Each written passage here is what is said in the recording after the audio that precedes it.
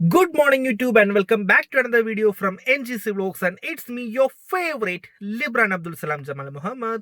And ഇന്ന് നമ്മൾ ഈ ഒരു വീഡിയോയിൽ വളരെ സോഷ്യലി റിലവൻ്റ് ആയിട്ടുള്ള ഒരു ടോപ്പിക്കിനെ കുറിച്ച് സംസാരിക്കാൻ പോവുകയാണ്.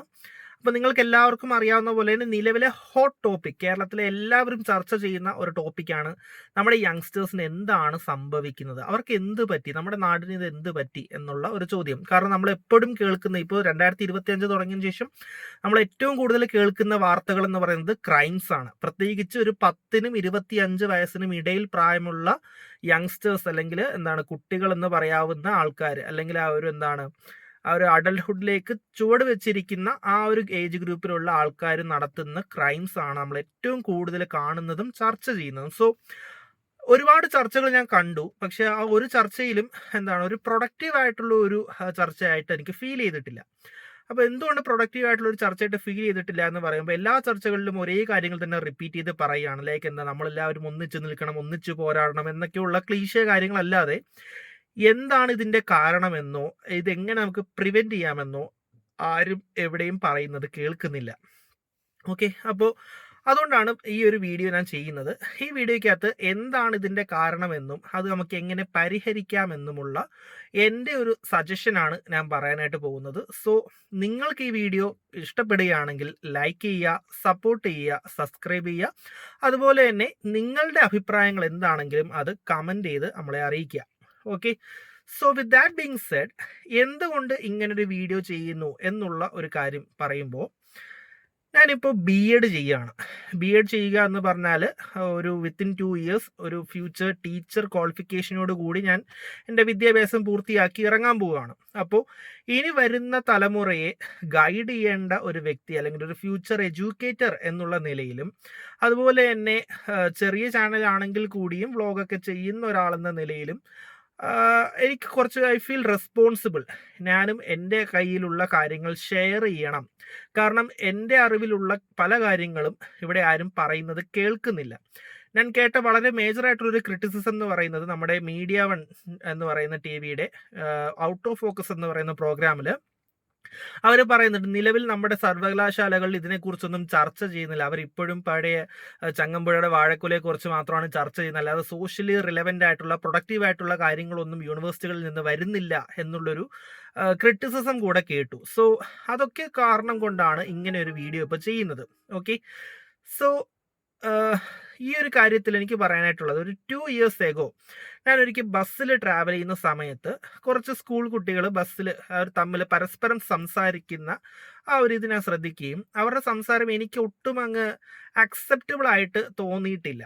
കാരണം വളരെ ഒരു വൾഗർ ആയിട്ടുള്ള ലാംഗ്വേജും സ്ലാങ്ങും ഒക്കെയാണ് അവർ യൂസ് ചെയ്തിരുന്നത്. സോ ആ സമയത്ത് ഒരു PG സ്റ്റുഡൻറ് എന്നുള്ള നിലയിൽ, അല്ലെങ്കിൽ ഒരു ലാംഗ്വേജ് സ്റ്റുഡൻറ് എന്ന നിലയിൽ ഞാൻ ഒരു PGക്ക് പ്രോജക്റ്റ് ചെയ്യാനുള്ള ടോപ്പിക് അന്വേഷിച്ച് കിടക്കുന്ന ടൈം ആയതുകൊണ്ട് തന്നെ ഞാൻ വിചാരിച്ചു, ഓക്കെ, എന്നാൽ പിന്നെ ഇത് തന്നെ നമുക്കൊരു ടോപ്പിക്കായിട്ട് എടുക്കാം. എന്താണ് ഈ കുട്ടികളുടെ ലാംഗ്വേജ് ഇങ്ങനെ പോകാനുള്ള കാരണമെന്ന് കൂടി അറിയാലോ. സോ അങ്ങനെ ടോപ്പിക്ക് സെലക്ട് ചെയ്ത് ഞാൻ എടുത്ത ടോപ്പിക് എന്ന് പറയുന്നത് whispers in the animated world എന്ന് പറയുന്ന ഒരു ടോപ്പിക്കാണ്. അതായത് നമ്മളുടെ കുട്ടികൾ, ഞാൻ അന്വേഷിച്ചപ്പോൾ ഈ കുട്ടികൾ പലപ്പോഴും അവരുടെ സ്ലാങ് അല്ലെങ്കിൽ അവരുടെ ലാംഗ്വേജിനെ ഇൻഫ്ലുവൻസ് ചെയ്യുന്ന അവരുടെ കൂട്ടുകാരും, അതുപോലെ തന്നെ അവർക്ക് കിട്ടുന്ന കണ്ടന്റുമാണ്. സോഷ്യൽ മീഡിയയിലൂടെ ആയാലും ടെലിവിഷനിലൂടെ ആയാലും അവർ കണ്ടു വളരുന്നതും കേട്ട് വളരുന്നതുമായിട്ടുള്ള ഒരുപാട് കാര്യങ്ങളാണ് അവരെ ഇൻഫ്ലുവൻസ് ചെയ്യുന്നത്. അവരുടെ ലാംഗ്വേജിനെയും അവരുടെ പെരുമാറ്റത്തെയും ബിഹേവിയറിനെയും എല്ലാം അവരെ ഇൻഫ്ലുവൻസ് ചെയ്യുന്നത് ഇത്തരത്തിലുള്ള കണ്ടന്റ്സ് ആണ്. അതിൽ പ്രധാനമായിട്ടുള്ള ഒരു പങ്ക് വഹിക്കുന്ന ഒന്നാണ് കാർട്ടൂൺസ് എന്ന് പറയുന്നത്. സോ നമ്മൾ ശരിക്കും നമ്മുടെ കുട്ടികൾക്ക് കാണിച്ചു കൊടുക്കുന്ന കാർട്ടൂൺസ് നമ്മൾ കരുതുന്ന പോലെ അത്രയും ഇന്നസെന്റ് ആണോ എന്നുള്ളൊരു ചോദ്യമായിരുന്നു എൻ്റെ PG പ്രോജക്റ്റിലൂടെ ഞാൻ അഡ്രസ്സ് ചെയ്യാനായിട്ട് ഉദ്ദേശിച്ചത്. സോ ഇപ്പോൾ നിലവിലെ സാഹചര്യത്തിൽ നമ്മുടെ നാട്ടിൽ നടക്കുന്ന ക്രൈംസും കാര്യങ്ങളും ഒക്കെ കേട്ട് കഴിഞ്ഞപ്പോൾ, അല്ലെങ്കിൽ കണ്ടു കഴിഞ്ഞപ്പോൾ, അതിൻ്റെ ചർച്ചകളൊക്കെ ശ്രദ്ധിച്ചു കഴിഞ്ഞപ്പോൾ എനിക്ക് തോന്നി, ഞാൻ അന്ന് ചെയ്ത പ്രോജക്റ്റ് നിലവിൽ വളരെ റിലവൻ്റ് ആണ്. കാരണം അന്ന് ഞാൻ ഇതിൻ്റെ പേരിൽ നടത്തിയ അന്വേഷണത്തിലൂടെ ഒരുപാട് കാര്യങ്ങൾ പഠിക്കാൻ കഴിഞ്ഞു. സോ ആ കാര്യങ്ങൾ കൂടി ചേർത്തുകൊണ്ട് നമ്മുടെ പൊതുസമൂഹത്തിന് മുന്നിൽ അതൊക്കെ വെച്ചുകൊണ്ട് എന്താണ് ഇതിനൊരു സൊല്യൂഷൻ എന്നുള്ള എൻ്റെ ഒരു അഭിപ്രായമാണ് പറയാനായിട്ട് പോകുന്നത്. സോ ഫസ്റ്റ് ഓഫ് ഓൾ, അതിലേക്ക് പോകുന്നതിന് മുമ്പ് നമ്മളിപ്പോൾ പറയുന്ന ഒരു കാര്യം എന്ന് പറയുന്നത്, ജനറേഷൻസ് തമ്മിലുള്ള ഫൈറ്റ് ആണ്. സോഷ്യൽ മീഡിയയിൽ വളരെ പ്രധാനമായിട്ട് നടക്കുന്ന ഒരു ഫൈറ്റ് ആണ് 90s കിഡും 2K കിഡും തമ്മിലുള്ള ഫൈറ്റ്. സോ എന്താണ് ഈ ജനറേഷൻസ്, അല്ലെങ്കിൽ എന്താണ് ഈ ഒരു ജനറേഷൻ എന്ന് നമുക്കൊന്ന് സയന്റിഫിക് ആയിട്ട് നോക്കാം. ഓക്കെ. സോ ജനറലി പറയുകയാണെങ്കിൽ ജനറേഷൻസ് എന്ന് പറയുമ്പോൾ നമ്മൾ പറയുന്നത് ജനറേഷൻ എക്സിനെ കുറിച്ചിട്ടാണ്. ജനറേഷൻ എക്സ് എന്ന് പറയുമ്പോൾ ഇപ്പോൾ നിങ്ങൾ WWE ഒക്കെ കാണുന്ന ആൾക്കാരാണെങ്കിൽ അതിനകത്ത് ചിലപ്പോൾ ഡി ജനറേഷൻ എക്സ് എന്ന് പറഞ്ഞിട്ട് ആ ഒരു സെറ്റപ്പ് നിങ്ങൾ കേട്ട് കാണും. ഓക്കെ. സോ അതുപോലത്തെയാണ് ജനറേഷൻ എക്സ് എന്ന് പറയുന്നത്. ജനറേഷൻ എക്സ് എന്ന് പറഞ്ഞാൽ ആക്ച്വലി 1965നും 1980സിനിടയിൽ ജനിച്ച ആൾക്കാരെയാണ് നമ്മൾ ജനറേഷൻ എക്സ് എന്ന് പറയുന്നത്. ഒരു ഫസ്റ്റ് ജനറേഷൻ എന്നുള്ള ടൈപ്പിൽ നമുക്ക് പറയാം. അതായത് ആ ഒരു വേൾഡ് വാറൊക്കെ കഴിഞ്ഞ് നിൽക്കുന്ന ആ ഒരു ടെക്നോളജി ആൻഡ് പോപ്പുലേഷൻ ബൂം നടക്കുന്ന ആ ഒരു പീരീഡ്. ഓക്കെ, അതാണ് ജനറേഷൻ എക്സിനകത്ത് വരുന്നത്.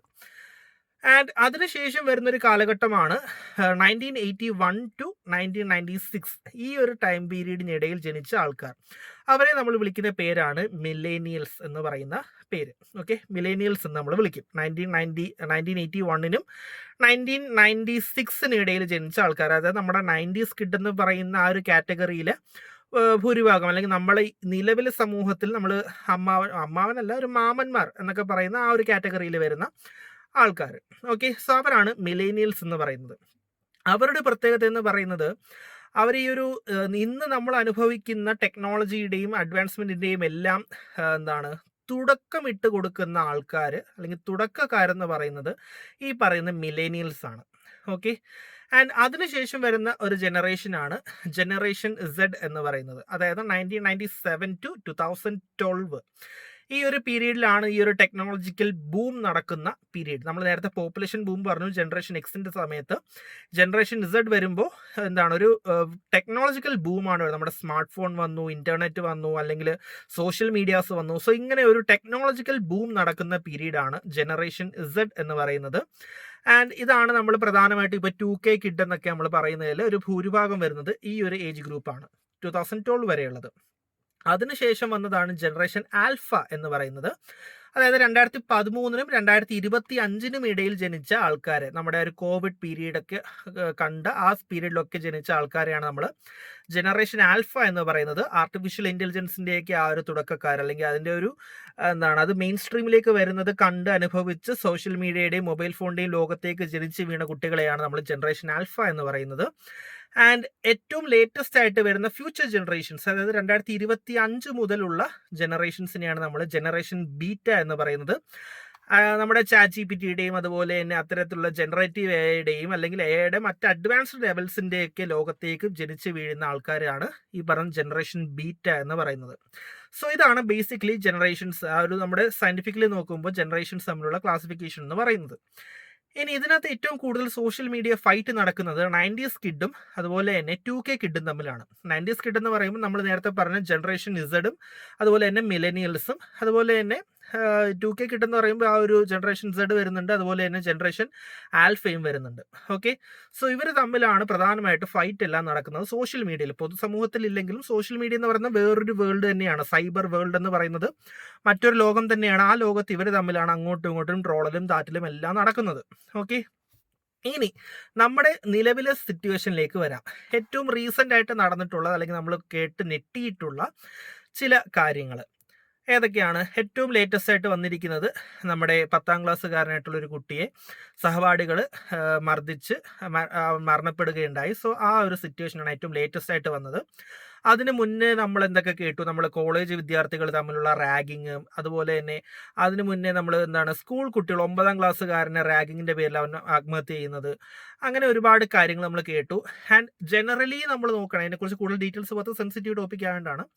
ആൻഡ് ജനറലി നമ്മൾ നോക്കുമ്പോൾ തന്നെ കുട്ടികൾക്കിടയിലുള്ള വയലൻസ് വളരെയധികം കൂടുതലാണ്. കുട്ടികൾക്കിടയിൽ എന്ന് പറയുമ്പോൾ ഏകദേശം ഒരു 10 വയസ്സിനും 25 വയസ്സിനും, ഒരു ഏർലി അഡൽട്ട്ഹുഡ് തൊട്ട് ഒരു യങ്സ്റ്റേഴ്സ് എന്ന് പറയുന്ന ആ ഒരു ഏജ് കാറ്റഗറിയിലുള്ള ആൾക്കാർക്കിടയിലുള്ള വയലൻസ് വളരെ കൂടുതലായിട്ട് വരുന്നതായിട്ടാണ് നമ്മൾ കാണുന്നത്.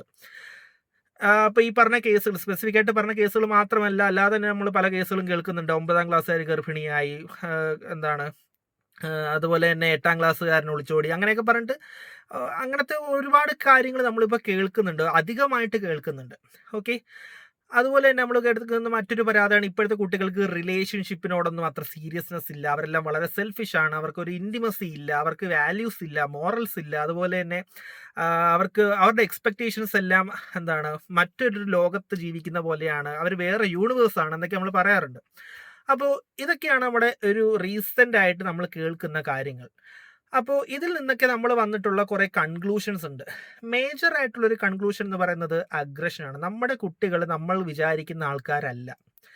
അവർ എപ്പോൾ വേണമെങ്കിലും അഗ്രസീവ് ആകാം. അച്ഛനെയോ അമ്മയെയോ പെങ്ങളെയോ അനിയത്തെയോ സഹപാഠിയോ ആരെ വേണമെങ്കിലും എന്ത് വേണമെങ്കിലും ചെയ്യാൻ പറ്റുന്ന രീതിയിൽ വളരെ അൺപ്രഡിക്റ്റബിൾ ആയിട്ടുള്ള ഒരു സൊസൈറ്റിയാണ് ഇപ്പോൾ വളർന്നു വരുന്നത്.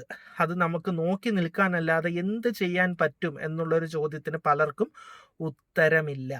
ഓക്കെ, ഉത്തരമില്ല എന്ന് പറയാൻ അത്രയും ഡെഫിനറ്റ് ആയിട്ട് പറയാനുള്ള കാരണം ഈ ഒരു കാര്യങ്ങളൊക്കെ കേട്ടപ്പോൾ ഞാൻ പറഞ്ഞു ഞാൻ ബി എഡ് പഠിക്കുകയാണ്. സോ നമ്മൾ ക്ലാസ്സിൽ ഇതിനെക്കുറിച്ച് ചർച്ച ചെയ്തിരുന്നു. അപ്പോൾ നമ്മൾ ചർച്ച ചെയ്തപ്പോഴും നമ്മൾ ആസ് എ ഫ്യൂച്ചർ എഡ്യൂക്കേറ്റർ എന്നുള്ള നിലയിൽ നമ്മൾ നോക്കിയപ്പോൾ നമുക്ക് കുട്ടികളുടെ ബാഗ് പരിശോധിക്കാൻ അവകാശമില്ല. കാരണം അത് അവരുടെ പേഴ്സണൽ ആയിട്ടുള്ള കാര്യമാണ്. അതുകൊണ്ട് ബാഗ് പരിശോധിക്കാൻ പറ്റില്ല. അവർ എന്തെങ്കിലും തെറ്റ് ചെയ്ത് കണ്ടാൽ നമുക്ക് അവരെ എന്ത് ചെയ്യാൻ പറ്റില്ല, ഉപദേശിച്ചിട്ട്, ഇപ്പോഴത്തെ കുട്ടികളെ ഉപദേശിച്ചിട്ട് യാതൊരു കാര്യമില്ല. അവർക്ക് അതിനോട് താല്പര്യവുമില്ല. നമുക്ക് അവരെ തല്ലാൻ പറ്റില്ല. കാരണം നിയമങ്ങൾ അങ്ങനെയാണ്. നമുക്ക് അധ്യാപകർക്ക് കുട്ടികളെ തല്ലിക്കൂടാ എന്നുള്ളതാണ് നിയമം. ഇനി നമ്മൾ എന്തെങ്കിലും രീതിയിൽ അവരുടെ വീട്ടുകാരെ അറിയിച്ചോ അല്ലെങ്കിൽ പോലീസിനെ അറിയിച്ചോ അല്ലെങ്കിൽ അങ്ങനെ എന്തെങ്കിലും രീതിയിലുള്ള നടപടികൾ ചെയ്താൽ ഈ കുട്ടികൾ തിരിച്ച് ഈ അധ്യാപകനെതിരെ അല്ലെങ്കിൽ ഈ അധ്യാപികയ്ക്കെതിരെ ഒരു പരാതി കൊടുത്താൽ പൊതുസമൂഹം ആ കുട്ടികളുടെ ഭാഗത്തെ നിൽക്കൂ. സത്യാവസ്ഥ എന്താണെന്ന് പോലും മനസ്സിലാക്കാൻ നിൽക്കില്ല. ടീച്ചേഴ്സിനെ ഒറ്റപ്പെടുത്തും. ടീച്ചേഴ്സ് തെറ്റ് ചെയ്തു എന്നുള്ള വിലയിരുത്തലിലേക്ക് സമൂഹം എത്തും. ഓക്കെ, തെളിവുണ്ടെങ്കിലും ഇല്ലെങ്കിലും കുട്ടികൾ പറയുന്നതാണ് വേദവാക്യം. സോ ഈ ഒരു കാലഘട്ടത്ത് ഈ ഒരു സിറ്റുവേഷൻ നിലനിൽക്കുമ്പോൾ ടീച്ചേഴ്സിന് അധികം ഒന്നും ചെയ്യാനില്ല. ഇവരെ നന്നാക്കേണ്ടത് ഒന്നെങ്കിൽ വീട്ടുകാർ നന്നാക്കണം, അല്ലെങ്കിൽ അധ്യാപകർ നന്നാക്കണം. പക്ഷെ അധ്യാപകർക്ക് ഇത്തരത്തിലുള്ള സിറ്റുവേഷനിൽ രണ്ട് കൈയും കെട്ടിയിട്ട അവസ്ഥയിലാണ് അധ്യാപകർ ക്ലാസ്സിലേക്ക് ചെല്ലുന്നത്. അപ്പോൾ അതുകൊണ്ട് തന്നെ നമുക്ക് ജസ്റ്റ് പോർഷൻ തീർക്കുക, വീട്ടിൽ പോവുക എന്നുള്ളതല്ലാതെ കുട്ടികളെ നന്നാക്കാൻ നിന്നാൽ അത് അവസാനം നമുക്ക് തന്നെ പാരയാകും എന്നുള്ള ഒരു തിരിച്ചറിവുള്ളത് കൊണ്ട് തന്നെ we are actually helpless. Okay, ഒരു ഫ്യൂച്ചർ എഡ്യൂക്കേറ്റർ എന്നുള്ള നിലയിൽ പറയുകയാണ്, കേരളത്തിലെ നിയമത്തിൻ്റെ അവസ്ഥ വെച്ച് അധ്യാപകർക്ക് കുട്ടികളെ നന്നാക്കാൻ ഒരിക്കലും സാധിക്കില്ല. ഓക്കെ, അല്ലെങ്കിൽ ആ നിയമത്തിൽ ചെറിയ രീതിയിലെങ്കിലും ഇളവുകളോ മാറ്റങ്ങളോ വരാത്ത കാലത്തോളം we are actually helpless. Okay, and ഇനി നമ്മൾ മറ്റൊരു റീസൺ ആയിട്ട് പറയുന്നത്, നമ്മൾ പലപ്പോഴും സോഷ്യൽ മീഡിയയിലൊക്കെ കാണുമ്പോൾ ചർച്ചകളിലൊക്കെ പറയുന്ന പ്രധാനപ്പെട്ട ഒരു കാര്യമാണ് ഇപ്പം ഞാൻ അഡ്രസ്സ് ചെയ്തത്, അധ്യാപകർക്ക് ഈ ഒരു നിയമത്തിലുള്ള പ്രശ്നങ്ങൾ. ഓക്കെ, രണ്ടാമതായിട്ട് നമ്മൾ കാണുന്നത് മൂവീസിനെ കുറിച്ചിട്ടാണ്. അതായത് ഒരുപാട് മൂവീസും ഗെയിംസും ഒക്കെ കുട്ടികളെ വല്ലാതെ ഇൻഫ്ലുവൻസ് ചെയ്യുന്നുണ്ട്. അത് കാരണമാണ് കുട്ടികൾ ഇങ്ങനെ അഗ്രസീവ് ആകുന്നത് എന്നുള്ളൊരു ക്ലെയിം കാണുന്നുണ്ട്. അതുപോലെ തന്നെ കാണുന്ന ഒന്നാണ് ഡ്രഗ്സ്. ഓക്കെ, ഇപ്പോൾ പണ്ടുണ്ടായിരുന്ന പോലെ കഞ്ചാവും കള്ളും മാത്രമല്ല, ഒരുപാട് നമുക്ക് പേര് പോലും അറിയാത്ത തരത്തിൽ ഒരുപാട് കെമിക്കൽസ് നമ്മുടെ നാട്ടിൽ വളരെ സുലഭമായിട്ട് ഒഴുകുന്നുണ്ട്. അപ്പോൾ അത് ആക്ച്വലി വളരെ ശരിയാണ്. നമ്മുടെ ഇപ്പോൾ അടുത്ത് നമ്മൾ ടീച്ചിങ് പ്രാക്ടീസിനൊക്കെ പോകുന്ന സ്കൂളിൽ പോലും നമുക്കറിയാം. ഓക്കെ, നമുക്കറിയാം ആസ് എ ടീച്ചർ അല്ലെങ്കിൽ ട്യൂഷൻ സ്ഥാപനങ്ങളിലൊക്കെ പഠിപ്പിക്കാൻ പോകുമ്പോൾ തന്നെ നമുക്കറിയാം നമ്മുടെ ഇടയിലുള്ള കുട്ടികൾ സിഗരറ്റ് വലിക്കുന്നവരാണ്, കൂള് വയ്ക്കുന്നവരാണ്, അത് വലിക്കുന്നവരാണ് എന്നൊക്കെയുള്ളത് നമുക്കറിയാം. ഓക്കെ, പലപ്പോഴും നമ്മൾ ഇടപെടാൻ പോകാറില്ല. കാരണം നമുക്കത് നിലവിലെ സാഹചര്യത്തിൽ നമുക്ക് പറ്റില്ല. അത് വി ആർ ഹെൽപ്ലെസ്. ഓക്കെ, ഒരു ഫ്യൂച്ചർ എഡ്യൂക്കേറ്റർ എന്നുള്ള ഫുൾ റെസ്പോൺസിബിലിറ്റി തന്നെ പറയുകയാണ്, വി ആർ ആക്ച്വലി ഹെൽപ്ലെസ്. പക്ഷെ നമുക്ക് ഇങ്ങനത്തെ കാര്യങ്ങളുണ്ട് എന്ന് നമുക്കറിയാം. നമ്മൾ സൈലൻ്റ് ആയിട്ട് അവരെ വാച്ച് ചെയ്യുന്നുണ്ട്, പറ്റുന്ന രീതിയിലൊക്കെ അവരെ ഗൈഡ് ചെയ്യുന്നും ഉണ്ട്. ഓക്കെ, ഇനി നമുക്ക് പറയാനുള്ളത് ഈ കാണുന്ന കാര്യങ്ങൾ, അല്ലെങ്കിൽ നമ്മൾ പ്രധാനമായിട്ട് വരുന്നൊരു ചോദ്യം, നമ്മുടെ നാട് നശിച്ചു പോവുകയാണോ, കേരളത്തിൻ്റെ സ്വന്തം അല്ലെങ്കിൽ ദൈവത്തിൻ്റെ സ്വന്തം നാടെന്ന് പറയുന്ന കേരളം ഇപ്പോൾ ചെകുത്താൻ്റെ നാടായി മാറിയോ എന്നൊക്കെ പറയുന്ന ഒരുപാട് ചോദ്യങ്ങളാണ് കാണുന്നത്. ആക്ച്വലി നമ്മൾ ഫാക്റ്റ് പരിശോധിക്കുകയാണെങ്കിൽ അല്ലെങ്കിൽ ഇൻ്റർനാഷണൽ ന്യൂസ് പരിശോധിക്കുകയാണെങ്കിൽ നമുക്ക് മനസ്സിലാവുന്നൊരു കാര്യം എന്ന് പറയുന്നത്, ഇത് കേരളത്തിലെ ഒരു റീജിയണൽ ഇഷ്യൂ അല്ല. പകരം ലോകത്തെല്ലായിടത്തും കണ്ടുവരുന്ന ഒരു ഫിനോമിനനാണ്. ഇപ്പോഴത്തെ തലമുറ അല്ലെങ്കിൽ യങ്സ്റ്റേഴ്സ് വളരെ അഗ്രസീവാണ്, വയലൻ്റ് ആണ്, അവർ ക്രിമിനൽസ് ആയിട്ട് മാറുന്നുണ്ട്, അല്ലെങ്കിൽ ലോ ആൻഡ് ഓർഡർ അത് അവർ പാലിക്കുന്നില്ല എന്നൊക്കെയുള്ളത് ഒരു ഗ്ലോബൽ ഫിനോമിനാണ്. ഇപ്പോൾ അമേരിക്ക നോക്കിയാലും കാനഡ നോക്കിയാലും ന്യൂസിലൻഡ് നോക്കിയാലും എവിടെ നോക്കിയാലും നമുക്ക് ഇത്തരത്തിലുള്ള ഒരുപാട് ന്യൂസുകൾ നമുക്ക് കാണാനായിട്ട് സാധിക്കുന്നുണ്ട്. സ്കൂളിലുള്ള കുട്ടികൾ തമ്മിൽ ജെൻഡറിൻ്റെ പേരിലൊക്കെ ആയിട്ടുള്ള പലതരത്തിലുള്ള വയലൻസ് ഒരുപാട് കൂടി വരുന്നുണ്ട്. സോ ഇതൊരിക്കലും കേരളത്തിലെ മാത്രം കേസാണ് എന്ന് ആരും വിചാരിക്കരുത്. ഒരു ഗ്ലോബൽ ഫിനോമിനയാണ്. ആ ഗ്ലോബൽ ഫിനോമിനെ അങ്ങനെ തന്നെ നമ്മൾ അഡ്രസ്സ് ചെയ്യേണ്ടിയിരിക്കുന്നു. ഓക്കെ, ആൻഡ് ഇനി ഞാൻ പറയാൻ പോകുന്നത് കുറച്ച് സൈക്കോളജിയാണ്. സൈക്കോളജി എന്ന് പറയുമ്പോൾ നമുക്ക് പ്രധാനമായിട്ടും നമ്മളിതിനെക്കുറിച്ച് ഇത്തരത്തിലുള്ള വാർത്തകളൊക്കെ വരുന്ന സമയത്ത് കേട്ടിട്ടുള്ളതാണ്, കുട്ടികളെ തല്ലണം, തല്ലിയാൽ അവർ നന്നാവും, തല്ലാത്തതുകൊണ്ടാണ് നന്നാവാത്തത് എന്ന് പറയുന്നുണ്ട്. അതുപോലെ തന്നെ നിയമങ്ങൾ മാറ്റണം. ഇപ്പം തന്നെ ആ ഒരു 10ാം ക്ലാസ്സുകാരൻ്റെ ആ ഒരു കേസ് വന്നപ്പോൾ കുട്ടികളെ പരീക്ഷ എഴുതാൻ സമ്മതിക്കരുത് എന്നൊക്കെ പറഞ്ഞ് ഒരുപാട് മുറവിളികൾ കേട്ടു. ആക്ച്വലി നിയമത്തിൻ്റെ വഴിക്ക് നോക്കുകയാണെങ്കിൽ അവരെ പരീക്ഷ എഴുതിക്കാതിരിക്കേണ്ട യാതൊരു കാരണവുമില്ല. കാരണം കുറ്റം തെളിഞ്ഞിട്ടില്ല. ഓക്കെ, അവരാണ് കാരണമെന്ന് നമുക്ക് കോടതി പറയാത്തിടത്തോളം കാലം അവർക്ക് എന്ത് ചെയ്യാൻ പറ്റില്ല, അവരെ ശിക്ഷിക്കാൻ യാതൊരു വകുപ്പുമില്ല. കോടതി പറയണം അവർ കുറ്റവാളികളാണ് എന്ന്. കോടതി പറയാത്ത കാലത്തോളം സമൂഹം എന്തൊക്കെ പറഞ്ഞാലും മാധ്യമങ്ങൾ എന്തൊക്കെ പറഞ്ഞാലും അവരെ ശിക്ഷിക്കാനുള്ള വകുപ്പ് നിയമത്തിലില്ല.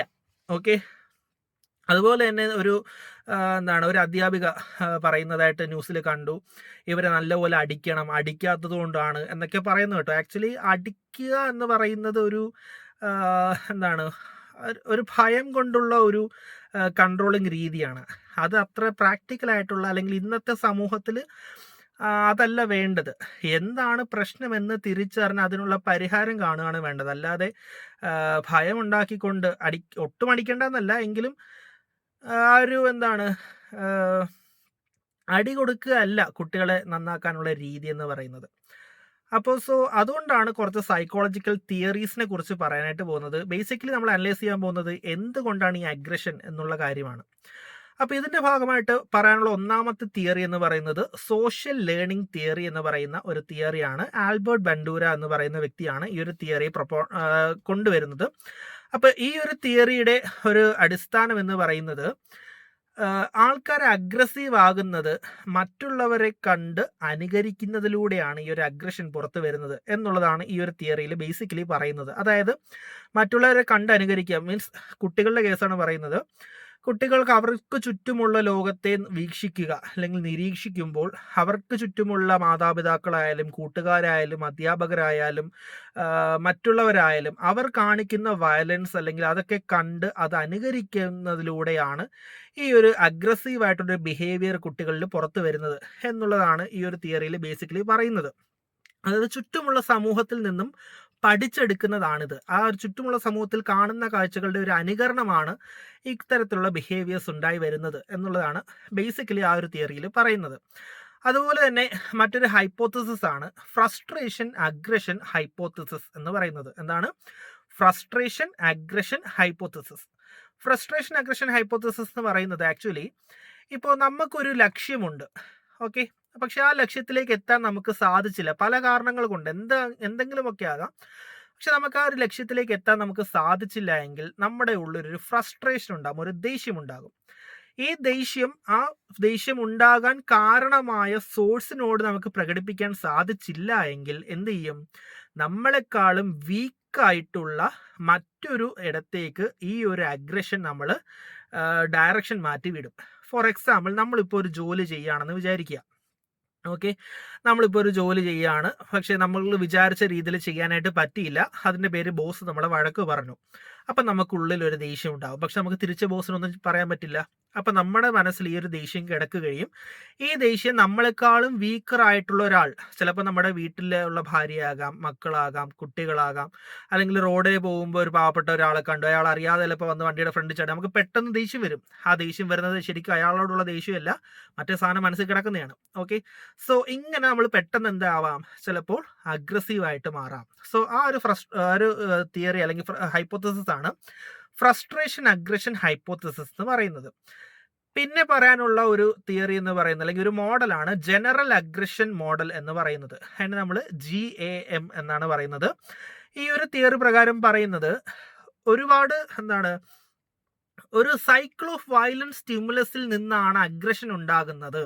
ഓക്കെ, ഫോർ എക്സാമ്പിൾ, ഈ ഒരു തിയറിയുടെ ബേസിലാണ് നമ്മൾ പലപ്പോഴും സിനിമകളെ കുറ്റം പറയുന്നത്. കാരണം ഒരുപാട് നമ്മൾ വയലൻസ് കാണുന്നു, സിനിമകളിലൂടെയും ഗെയിമുകളിലൂടെയും ഒക്കെ ഒരുപാട് നമ്മൾ വയലൻസ് കാണുമ്പോൾ സ്വാഭാവികമായിട്ടും ആ വയലൻസ് നമ്മുടെ മനസ്സിൽ ഒരു അഗ്രഷനായിട്ട് രൂപപ്പെടാം. ഈ അഗ്രഷൻ നമ്മൾ എക്സ്പ്രസ് ചെയ്യാം.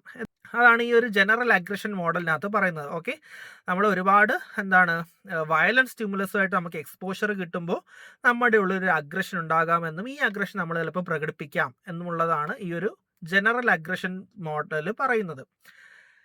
ഇനി നമുക്ക് ഈ ഒരു പറഞ്ഞ കാര്യങ്ങൾ നമ്മൾ പലപ്പോഴും പറയാറുണ്ട്, നമുക്ക് എല്ലാവരും ഒരുപോലെയല്ലേ വളരുന്നത്, എന്നിട്ട് ചിലർ മാത്രം ഇങ്ങനെ ആയി പോകുന്നത് എന്താണ് എന്നൊക്കെ പറയുന്നുണ്ട്. അപ്പോൾ അത് എക്സ്പ്ലെയിൻ ചെയ്യാനായിട്ടുള്ളൊരു മറ്റൊരു കാര്യമാണ് നമ്മുടെ ഫ്രോയിഡിൻ്റെ ഒരു തിയറി ഉണ്ട്, ഇത് ഈഗോ സൂപ്പർ ഈഗോ. സിമ്പിളായിട്ട് മനസ്സിലാവുന്ന രീതിയിൽ പറഞ്ഞുതരാം. ഇതെന്ന് വെച്ചാൽ നമ്മുടെ മനസ്സിലുള്ള പ്രിമിറ്റീവ് ഇൻസ്റ്റിങ്ക്റ്റ്. നമ്മളെ ഒരാൾ അടിച്ചു, അവനെ തിരിച്ചടിക്കണം എന്നുള്ള ആ ഒരു ചിന്ത, അതാണ് പ്രിമിറ്റീവ് ഇൻസ്റ്റിങ്. അതാണ് ഇതെന്ന് പറയുന്നത്. നമ്മുടെ മനസ്സിലുള്ള ഒരു സ്റ്റേജാണ് ഇത്. ഓക്കെ. എന്നാൽ എന്ത് ചെയ്യാണ് രണ്ടാമത്തെ സ്റ്റേജ് എന്ന് പറയുന്നത് ഈഗോ. ഈഗോ എന്ന് പറയുന്നത് നമ്മുടെ സമൂഹത്തിൽ നിന്ന് നമ്മൾ കണ്ടറിഞ്ഞ കേട്ടറിഞ്ഞ അറിവുകളുടെ ഫലത്താൽ നമ്മുടെ മനസ്സിലുള്ള ഇത്തരത്തിലുള്ള പ്രിമിറ്റീവ് ഇൻസ്റ്റിങ്ക്റ്റിനെ തടയുന്ന അല്ലെങ്കിൽ കൺട്രോൾ ചെയ്യുന്ന ഒരു ഭാഗമാണ് ഈഗോ എന്ന് പറയുന്നത്, അല്ലെങ്കിൽ ലെയർ ആണ് ഈഗോ എന്ന് പറയുന്നത്. അതായത് ഒരുത്തൻ നമ്മളെ അടിച്ചു, നമുക്ക് അവനെ തിരിച്ചടിക്കണമെന്ന് ഇതിൽ തോന്നുമ്പോൾ അടിക്കാൻ പാടില്ല എന്ന് നമ്മളെ കൊണ്ട് ചിന്തിപ്പിക്കുന്നതാണ് ഈഗോ എന്ന് പറയുന്നത്. ഓക്കെ. അല്ലെങ്കിൽ ഇപ്പോൾ അടിക്കേണ്ട, അല്ലെങ്കിൽ അടിച്ചാൽ ശരിയാകുമോ എന്നുള്ളൊരു ചിന്ത, അതാണ് ഈഗോ എന്ന് പറയുന്നത്. ഇനി അതിൻ്റെ മറ്റൊരു ലെവലാണ് സൂപ്പർ ഈഗോ എന്ന് പറയുന്നത്. സൂപ്പർ ഈഗോയാണ് നമ്മുടെ നിയമങ്ങൾ അനുസരിച്ച് നിൽക്കണമെന്നും തിരിച്ചടിക്കാൻ കഴിവുണ്ടെങ്കിലും അവനെ നമ്മൾ അടിക്കുന്നത് നിയമപ്രകാരം തെറ്റാണ്, അടിക്കാൻ പാടില്ല എന്നുള്ളൊരു ചിന്ത, ആ തിരിച്ചറിവ്, അതാണ് നമ്മൾ സൂപ്പർ ഈഗോ ആയിട്ട് പറയാവുന്നത്. ഓക്കെ. അപ്പോൾ എല്ലാവരുടെയും മനസ്സിൽ ഒരുത്തന്നെ അടി കിട്ടി ആരും കൊണ്ടുകൊണ്ടിരിക്കില്ല, തിരിച്ചടിക്കാൻ തോന്നും. അത് എല്ലാവരുടെയും മനസ്സിലുണ്ടാവും. പ്രിമിറ്റീവ് ഇൻസ്റ്റിങ്ക്റ്റ് ആണ്, അതാണ് ഇതെന്ന് പറയുന്നത്. പക്ഷേ ആ ഒരു പ്രിമിറ്റീവ് ഇൻസ്റ്റിങ്ക്റ്റ്, അല്ലെങ്കിൽ അത്തരത്തിലുള്ള ഒരാൾക്ക് വിശന്നു എന്നാൽ പിന്നെ കടയിൽ കയറി ആഹാരം മൂട്ടിച്ച് തിന്നാം എന്നുള്ളൊരു ചിന്ത ചിലപ്പോൾ ഉണ്ടാകും. പക്ഷെ അത് തെറ്റാണ് എന്ന് പറഞ്ഞ് അവൻ്റെ മനസ്സിനെ സ്വയം തിരുത്തുന്ന ഈഗോ അല്ലെങ്കിൽ സൂപ്പർ ഈഗോ എന്ന് പറയുന്ന സാധനം അവൻ ജീവിക്കുന്ന സമൂഹത്തിൽ നിന്ന് അവനുണ്ടായി വരേണ്ടതാണ്. ഓക്കെ. അപ്പോൾ ഈ ഒരു ഈഗോ അല്ലെങ്കിൽ സൂപ്പർ ഈഗോ എന്ന് പറയുന്ന മനസ്സിൻ്റെ തലങ്ങളെ സ്വാധീനിക്കുന്ന പല തരത്തിലുള്ള എലമെന്റ്സ് ഉണ്ട്. ആ എലമെന്റ്സിൽ നെഗറ്റീവായിട്ടുള്ള ഇൻഫ്ലുവൻസ് ആണ് ആ വ്യക്തിയിൽ ഉണ്ടാക്കുന്നതെങ്കിൽ അവൻ എന്തായിട്ട് മാറാം? അഗ്രസീവായിട്ട് മാറാം. ഓക്കെ. ഇനി എന്തൊക്കെയാണ് നമ്മുടെ ഇപ്പോൾ ഉള്ള ജനറേഷൻ്റെ പ്രശ്നങ്ങൾ എന്തൊക്കെയാണ് നമുക്ക് നോക്കാം. ഫസ്റ്റ് വൺ നമ്മൾ പറഞ്ഞു, ഏതൊരു കേസ് ഉണ്ടായാലും നമ്മൾ കാണുന്നത് വാട്സപ്പിലെ ചാറ്റുകളും ഇൻസ്റ്റഗ്രാം പോസ്റ്റുകളും ഇൻസ്റ്റഗ്രാം ചാറ്റുകളും ഒക്കെ നമ്മൾ കാണുന്നുണ്ട്. അപ്പോൾ ഇത് എക്സ്പ്ലെയിൻ ചെയ്യുന്ന ഒരു തിയറി കൂടെ പറഞ്ഞിട്ട് നമുക്ക് ഡീറ്റെയിൽ ആയിട്ട് എന്താണ് സംഭവിക്കുന്നതെന്ന് പറയാം. ഓക്കെ. അപ്പോൾ ഇത്തരത്തിലുള്ള കാര്യങ്ങളെ കുറിച്ച് എക്സ്പ്ലെയിൻ ചെയ്യുന്ന ഒരു തിയറിയാണ് ഡി ഇൻഡിവിജ്വേഷൻ തിയറി എന്ന് പറയുന്ന ഒരു തിയറി. അതായത് ഒരു കൂട്ടത്തിൽ നമ്മളിപ്പോൾ ഏറ്റവും ലേറ്റസ്റ്റ് ആയിട്ട് കേട്ട നമ്മുടെ സോഷ്യൽ മീഡിയയിൽ മുഴങ്ങി നിന്നിരുന്ന ഒരു വോയിസ് ക്ലിപ്പാണ് കൂട്ടത്തിൽ തല്ലുമ്പോൾ കേസ് ഉണ്ടാകില്ല എന്ന് പറഞ്ഞ, അല്ലെങ്കിൽ കൂട്ടത്തല്ലിൽ ഒരാൾ മരണപ്പെട്ടാലും കേസ് ഉണ്ടാകില്ല എന്ന് പറയുന്ന ഒരു വോയിസ്. ഈ ഒരു ചിന്ത എവിടെ നിന്നാണ് വരുന്നത് എന്നുള്ള ഒരു കാര്യം അത് പലപ്പോഴും ആരും അഡ്രസ്സ് ചെയ്യാതെ പോകും. ചിലപ്പോൾ നമ്മൾ പറയാറുണ്ട് എന്തായിരിക്കാം, ചിലപ്പോൾ കൂട്ടുകാരിൽ നിന്ന് കേട്ടതായിരിക്കാം, ഇന്റർനെറ്റിൽ നിന്ന് കണ്ടതായിരിക്കാം എന്നൊക്കെ പറയുമ്പോഴും ഇതിനെക്കുറിച്ചും പഠനങ്ങൾ മുമ്പും ഒക്കെ നടന്നിട്ടുണ്ട്. സോ അതിൻ്റെ അടിസ്ഥാനത്തിൽ പറയുകയാണ്, ഇതിനെക്കുറിച്ചുള്ള ഒരു തിയറിയാണ് ഡി ഇൻഡിവിജ്വേഷൻ തിയറി എന്ന് പറയുന്നത്. ഓക്കെ. തിയറിയുടെ പേര് ഡി ഇൻഡിവിജ്വേഷൻ തിയറി എന്നാണ്. സോ ഈ ഒരു തിയറി പ്രകാരം ഒരു കൂട്ടത്തിലോ അല്ലെങ്കിൽ ഒരു ഓൺലൈൻ പ്ലാറ്റ്ഫോമിലോ ഒക്കെ നിൽക്കുന്ന വ്യക്തികൾക്ക് അവർക്ക് എന്താണ്, അവരുടെ പ്രവൃത്തികളോ അല്ലെങ്കിൽ അവരുടെ വാക്കുകളിലോ ഒരു അക്കൗണ്ടബിലിറ്റി തോന്നുകയില്ല. ഓക്കെ. അല്ലെങ്കിൽ ആ ഒരു അവർ ചെയ്യുന്നത് ശരിയാണോ തെറ്റാണോ, അല്ലെങ്കിൽ അതിൽ എന്താണ് ഒരു ഉത്തരവാദിത്തം അവർക്ക് ഫീൽ ചെയ്യില്ല. ഒരു കൂട്ടത്തിൽ നിൽക്കുമ്പോഴോ അല്ലെങ്കിൽ ഒരു ഓൺലൈൻ മീഡിയ അല്ലെങ്കിൽ അത്തരത്തിലുള്ള ഒരു പ്ലാറ്റ്ഫോം ഒരു അനോണിമിറ്റി ഫീൽ ചെയ്യുന്ന, അല്ലെങ്കിൽ ആ ഒരു എന്താണ് ആരാണെന്ന് കറക്റ്റ് വ്യക്തമായിട്ട് മനസ്സിലാക്കാൻ പറ്റുന്നില്ല എന്നുള്ളൊരു സിറ്റുവേഷനിൽ നിൽക്കുമ്പോൾ വ്യക്തികൾക്ക് അവരുടെ പ്രവൃത്തികളും വാക്കുകളും ഒന്നും അതിലൊരു ഉത്തരവാദിത്വം അവർക്ക് അധികം ഫീൽ ചെയ്യില്ല. സോ ആ ഒരു ചിന്ത കൊണ്ടായിരിക്കാം, അല്ലെങ്കിൽ ഈ ഒരു തിയറിയുടെ പേരാണ് ഡി ഇൻഡിവിജ്വേഷൻ തിയറി എന്ന് പറയുന്നത്. സോ ഈ ഒരു തിയറിയുടെ ഒരു ക്ലാസിക് എക്സാമ്പിൾ ആണ് നമ്മൾ ഈ അടുത്ത് കേട്ട ആ ഒരു വോയിസ് ക്ലിപ്പ്. കൂട്ടത്തല്ലിൽ ഒരുത്തൻ മരണപ്പെട്ടാലും കേസ് ഉണ്ടാവില്ല, നമുക്ക് രക്ഷപ്പെടാം എന്ന് പറയുന്ന ആ ഒരു വോയിസ് ക്ലിപ്പ്. അപ്പോൾ അത് ഇത്തരത്തിലുള്ള നമ്മുടെ നാട്ടിൽ നടക്കുന്ന എല്ലാ കാര്യങ്ങളെയും ആക്ച്വലി എന്ത് ചെയ്തിട്ടുണ്ട്, വളരെ കാലങ്ങൾക്ക് മുമ്പ് തന്നെ സൈക്കോ അനാലിസ്റ്റുകൾ അവരുടെ തിയറീസിലൂടെ പറഞ്ഞിട്ടുണ്ട്. അപ്പോൾ അതുകൊണ്ട് തന്നെ സർവകലാശാലകളിൽ പഠനങ്ങൾ നടക്കുന്നില്ല, ഇതിനെക്കുറിച്ച് ആരും പഠിക്കുന്നില്ല എന്നൊന്നും പറയേണ്ട കാര്യമില്ല. പഠിച്ചിട്ടുണ്ട്. ഏതൊരു വ്യക്തിക്കും ഒരു PG വിദ്യാഭ്യാസമൊക്കെ കഴിഞ്ഞിട്ടുള്ള ഏതൊരാൾക്കും അറിയാവുന്ന കാര്യങ്ങൾ തന്നെയാണ്. പക്ഷേ നമ്മൾ അതിൽ പ്രവർത്തിക്കുന്നില്ല എന്നുള്ളതാണ് മെയിനായിട്ടുള്ള പ്രശ്നം. ഓക്കെ. കാരണമെല്ലാം നമുക്കറിയാം, പക്ഷെ നമ്മളതിൽ പ്രവർത്തിക്കുന്നില്ല. ആര് പ്രവർത്തിക്കുന്നില്ല? നമ്മുടെ സർക്കാർ പ്രത്യേകിച്ചും പ്രവർത്തിക്കുന്നില്ല, അല്ലെങ്കിൽ പ്രവർത്തിക്കുന്നത് ശരിയല്ല, തെറ്റായ രീതിയിലാണ് പ്രവർത്തിക്കുന്നത് എന്നുള്ളതാണ് അതിലുള്ള പ്രശ്നം. ഓക്കെ. ഇനി നമ്മളിപ്പോൾ പറഞ്ഞു, നമ്മുടെ നാട്ടിൽ ഈ ക്രൈംസ് എല്ലാം നടക്കുന്ന ഏറ്റവും കൂടുതലായിട്ട് വരുന്നത് 10 മുതൽ 25 വയസ്സ് വരെ പ്രായത്തിന് ഇടയിൽ വരുന്ന ആ ഒരു ഏജ് ഗ്രൂപ്പിൽ വരുന്ന ആൾക്കാർ തമ്മിലാണ്, അല്ലെങ്കിൽ അവരാണ് ഈ ക്രൈംസ് എല്ലാം കൂടുതലായിട്ട് നമ്മൾ കാണുന്നത് ഈ ഇടയായിട്ടെന്ന് പറഞ്ഞു. അപ്പൊ ഈ ഒരു ഏജ് ഗ്രൂപ്പിലുള്ള ആൾക്കാർ എന്തുകൊണ്ടാണ് ഇത്രയും അഗ്രസീവ് ആകുന്നത് എന്നുള്ളതിനെ കുറിച്ച് മനസ്സിലാക്കണമെങ്കിൽ അവർ വളർന്നു വന്ന സാഹചര്യത്തെ കുറിച്ച് കൂടി നമ്മളൊന്ന് മനസ്സിലാക്കേണ്ടിയിരിക്കുന്നു. ഓക്കെ, സോ നമുക്കൊരു ഏർലി 2000 തൊട്ടുള്ള കാര്യങ്ങൾ നമ്മുടെ നാട്ടിൽ അല്ലെങ്കിൽ നമ്മുടെ സമൂഹത്തിൽ സൊസൈറ്റിയിൽ എന്തൊക്കെയാണ് ഈ ഒരു ഏർലി 2000 മുതൽ നടന്നത് എന്നുള്ള കാര്യം നമുക്കൊന്ന് പരിശോധിച്ചു നോക്കാം. ഓക്കെ, സോ നമ്മൾ ഏർലി 2000 നടന്ന കാര്യങ്ങൾ അല്ലെങ്കിൽ ആ ഒരു 2000-ങ്ങളിൽ നടന്ന കാര്യങ്ങളെ പരിശോധിക്കുകയാണെങ്കിൽ പ്രധാനമായിട്ടുണ്ടായത് ടെലിവിഷൻ ബൂമാണ്. അതായത് എല്ലാ വീട്ടിലും ടെലിവിഷൻ എത്തി. ടെലിവിഷനോടൊപ്പം തന്നെ നമ്മൾക്ക് മറ്റെന്താണ്, ആദ്യം 1-2 ചാനലുകൾ മാത്രം ഉണ്ടായിരുന്ന ഒരു സ്ഥലത്ത് നിന്ന് ആ സ്ഥിതിയിൽ മാറി കേബിൾ ടി വി എന്ന് പറയുന്നത് എല്ലാ വീടുകളിലേക്കും എത്തി. അതോടൊപ്പം തന്നെ ഇന്റർനാഷണൽ ടെലിവിഷൻസും അല്ലെങ്കിൽ ഇന്റർനാഷണൽ ചാനൽസ് നമ്മുടെ വീടുകളിലേക്ക് എത്തി. സോ ഈ ഒരു കാലഘട്ടമാണ് 2000-ങ്ങൾ എന്ന് പറയുന്നത്. അപ്പോൾ നമ്മൾ അതുപോലെ തന്നെ ഈ ഒരു സമയത്ത് നടന്നിട്ടുള്ള മറ്റൊരു കൾച്ചറൽ ചേഞ്ച് ആണ് നമ്മൾ കൃഷിയും കാര്യങ്ങളൊക്കെ വിട്ടിട്ട് കൂടുതൽ കോർപ്പറേറ്റ് ഓഫീസ് ജോബ്സ് നോക്കിയിട്ടുള്ള ആ ഒരു ചേഞ്ച് എന്ന് പറയുന്നത്. ഓക്കെ, അതുപോലെ തന്നെ പ്രധാനപ്പെട്ട മൂന്നാമത്തെ കാര്യമാണ് സ്മാർട്ട് ഫോൺ. ഓക്കെ, അപ്പോൾ ഏർലി 2000-ൽ നടന്നിട്ടുള്ള അല്ലെങ്കിൽ ആ കുട്ടികൾ ആ സമയത്ത് ജീവിച്ചത് എങ്ങനെയാണെന്നുള്ളത് ഒന്ന് ഓർമ്മിപ്പിക്കാം. രാവിലെ തന്നെ പേരൻസ് എന്ത് ചെയ്യുന്നു, അവരുടെ ഓഫീസ് ജോലിക്കായിട്ട് ഓഫീസുകളിലേക്ക് അച്ഛനും അമ്മയും അല്ലെങ്കിൽ അച്ഛനോ അമ്മയോ ആരെങ്കിലും പോകുന്നു. ബാക്കി സമയത്ത് കുട്ടിയെ നോക്കാനായിട്ട് ഒന്നെങ്കിൽ ഡേ കെയറിലോ അല്ലെങ്കിൽ എന്താണ് വീട്ടിലുള്ള ബാക്കി ആരാണോ ബാക്കിയുള്ളത്, അച്ഛനാണെങ്കിൽ അച്ഛൻ, അമ്മയാണെങ്കിൽ അമ്മ, അവരെ ഏൽപ്പിക്കുന്നു. ഈ കുട്ടി ആ ഒരു ദിവസം മുഴുവൻ കൺസ്യൂം ചെയ്യുന്നത് നമ്മൾ വളരെ ഇന്നസെന്റ് ആണെന്ന് കരുതി നമ്മൾ കാണാനായിട്ട് കൊടുക്കുന്നത് കാർട്ടൂൺസ് ആണ്. ഓക്കെ, എങ്ങനത്തെ കാർട്ടൂൺസ് ആണ്? സ്വാഭാവികമായിട്ടും നമ്മുടെ ചോട്ടാ ഭീമോ അല്ലെങ്കിൽ ടോം ആൻഡ് ജെറിയോ അല്ലെങ്കിൽ ഡോറ ബുജി, അങ്ങനത്തെ കുറെ കാർട്ടൂൺസ് ആണ് ആ ഒരു കാലഘട്ടത്തെ കുട്ടികൾ കണ്ട് വളർന്നിട്ടുള്ളത്. ഇത്തരത്തിലുള്ള കാർട്ടൂൺസിന് ആക്ച്വലി നമ്മൾ നോക്കുമ്പോൾ, ഇതാണ് ഞാൻ ആദ്യം പറഞ്ഞത്, ഞാൻ ചെയ്ത project whispers in the animated world എന്ന് പറയുന്ന പ്രോജക്റ്റുമായിട്ട് ഇന്നത്തെ സാഹചര്യത്തിന് വളരെ ബന്ധമുണ്ട് എന്ന് പറഞ്ഞത് അതാണ്. ആക്ച്വലി ഞാൻ ആ പ്രോജക്റ്റ് ചെയ്യുന്ന സമയത്ത് മനസ്സിലാക്കിയ ഒരു കാര്യം എന്ന് പറയുന്നത്, നമ്മൾ കാണുന്ന കാർട്ടൂൺസ് പ്രധാനമായിട്ട് ടോം ആൻഡ് ജെറി പോലെ വളരെ ഇന്നസെന്റ് ആണെന്ന് നമ്മൾ കരുതിയിരുന്ന കാർട്ടൂൺസ് ആക്ച്വലി കുട്ടികളെ വല്ലാതെ ദോഷമായ രീതിയിൽ ബാധിക്കാറുണ്ട്. കാരണം ടോം ആൻഡ് ജെറി എന്ന് പറയുന്ന കാർട്ടൂണിൽ കാണിക്കുന്നത് കൂടുതലും വയലൻസ് ആണ്. ഓക്കെ, ഒരു എലിയും പൂച്ചയുടെയും കഥ പോലെയാണ് പറയുന്നതെങ്കിലും അതിൽ പലപ്പോഴും അവർക്ക് ഹ്യൂമൻ എലമെന്റ്സ് കൊടുക്കുന്നുണ്ട്. അവർ പരസ്പരം കമ്മ്യൂണിക്കേറ്റ് ചെയ്യുന്നതായിട്ടും ഫ്രണ്ട്ഷിപ്പ് കാണിക്കുന്നതായിട്ടും തല്ലുകൂടുന്നതും പിന്നീട് ഇണങ്ങുന്നതായിട്ടും ഒക്കെ കാണിക്കുന്നുണ്ട്. അതിൽ ആക്ച്വലി ടോം എന്ന് പറയുന്ന ക്യാരക്ടർ ജെറി എന്ന് പറയുന്ന ക്യാരക്ടറിനെ പലപ്പോഴും കൊല്ലാനാണ് ശ്രമിക്കുന്നത്. ഓക്കെ, ചുറ്റികയ്ക്ക് അടിച്ചിട്ടായാലും വിഷം കൊടുത്തിട്ടായാലും ഓട്ടിച്ചിട്ട് പിടിച്ചിട്ടായാലും വെടിവെച്ചിട്ടായാലും എങ്ങനെയും കൊല്ലുക. ഓക്കെ, ചിലപ്പോൾ നിസ്സാര കാര്യങ്ങളാകാം, ഫ്രിഡ്ജിലുള്ള ചീസ് മോഷ്ടിച്ചെന്നോ അങ്ങനെയൊക്കെ പറഞ്ഞ് നിസ്സാര കാര്യങ്ങളാകാം. ഇതിന്റെ പേരിൽ എന്ത് ചെയ്യാണ്, കൊല്ലാൻ ശ്രമിക്കുന്നതായിട്ടാണ് ടോം ആൻഡ് ജെറി എന്ന് പറയുന്ന കാർട്ടൂൺ നമ്മൾ കാണുന്നത്. ഇനി നമ്മൾ ചോട്ടാ ഭീം എന്ന് പറയുന്ന കാർട്ടൂൺ ശ്രദ്ധിച്ചു നോക്കുക. ഇതൊക്കെ ഞാൻ പറഞ്ഞത് നമ്മൾ കാണുന്ന രീതിയിലല്ല കുട്ടികൾ ലോകത്തെ കാണുന്നത്. ഓക്കെ, അത് ആ ഒരു ഡിഫറൻസ് വളരെ വലിയ ഡിഫറൻസ് ആണ്. അത് ഈ ഒരു പ്രോജക്റ്റിന്റെ ബേസിൽ ഞാൻ നടത്തിയ അന്വേഷണത്തിലൂടെ മനസ്സിലായതുകൊണ്ടാണ് ഞാൻ പറഞ്ഞു തരുന്നത്. നമ്മൾ കാണുന്ന രീതിയിലല്ല കാർട്ടൂൺസ് കുട്ടികൾ കാണുന്നത്. അവർ ഒബ്സർവ് ചെയ്യുന്നു, അതിനെ ഇമിറ്റേറ്റ് ചെയ്യാൻ ശ്രമിക്കുന്നുണ്ട്. അത് 100% ഷുവർ ആയിട്ടുള്ള കാര്യമാണ്. കാണുന്നത് എന്തും അവർ ഇമിറ്റേറ്റ് ചെയ്യാൻ ശ്രമിക്കും. അതാണ് കുട്ടികൾ എന്ന് പറയുന്നത്. ഓക്കെ, അപ്പൊ അവർ കാണുന്നത് എന്താണ്, വളരെ ഫ്രണ്ട്സ് ആയിട്ട് നിൽക്കുന്ന രണ്ട് ക്യാരക്ടേഴ്സ് ടോം ആൻഡ് ജെറി. അവരെന്ത് ചെയ്യുന്നു, നിസാര കാര്യങ്ങൾക്ക് പോലും അവര് പരസ്പരം കൊല്ലാൻ ശ്രമിക്കുന്നു. ഓക്കെ, സോ ഇതാണ് വേൾഡ് ഓർഡർ എന്നുള്ളൊരു ചിന്തയായിരിക്കാം ചിലപ്പോൾ കുട്ടികളുടെ മനസ്സിൽ ആ ഒരു കാർട്ടൂൺ കാണുന്നതിലൂടെ ഉണ്ടാവുന്നത്. ഇനി നമ്മൾ ചോട്ടാ ഭീം എന്ന് പറയുന്ന ഒരു കാർട്ടൂൺ ശ്രദ്ധിച്ചു നോക്കാം. ചോട്ടാ ഭീം എന്ന് പറയുന്ന കാർട്ടൂൺ നിങ്ങൾ ശ്രദ്ധിച്ചിട്ടുണ്ടെങ്കിൽ അറിയാം, സ്റ്റീരിയോ ടൈപ്പിംഗ് എന്ന് പറയുന്നത് വളരെ എവിഡന്റ് ആയിട്ട് കാണാവുന്ന ഒരു കാർട്ടൂണാണ് ചോട്ടാ ഭീം എന്ന് പറയുന്നത്. അതായത് ഒരു ചോട്ടാ ഭീം എന്ന് പറയുന്ന ആ ഒരു ക്യാരക്ടർ കുറച്ച് വൈറ്റ് ആയിട്ടുള്ള ഒരു ക്യാരക്ടറാണ്, വളരെ ബോൾഡ് ആയിട്ടുള്ള ഒരു ക്യാരക്ടറാണ്, മെയിൽ ക്യാരക്ടറാണ്. പകരം ചുട്കി എന്ന് പറയുന്ന ഒരു ക്യാരക്ടർ ഉണ്ട്, അല്ലെങ്കിൽ അവിടുത്തെ ഒരു രാജകുമാരിയുടെ ഒരു ക്യാരക്ടർ ഉണ്ട്, പേര് എനിക്ക് ഓർമ്മയില്ല. അപ്പോൾ ആ ക്യാരക്ടറെ നോക്കുകയാണെങ്കിൽ എപ്പോഴും ബ്രേവ് ആയിട്ടുള്ള ചോട്ടാ ഭീമിന്റെ കീഴിൽ നിൽക്കുന്ന ക്യാരക്ടേഴ്സ് ആയിട്ടാണ് ഈ ഒരു രണ്ട് ക്യാരക്ടേഴ്സിനെ അവർ കാണിച്ചിട്ടുള്ളത്.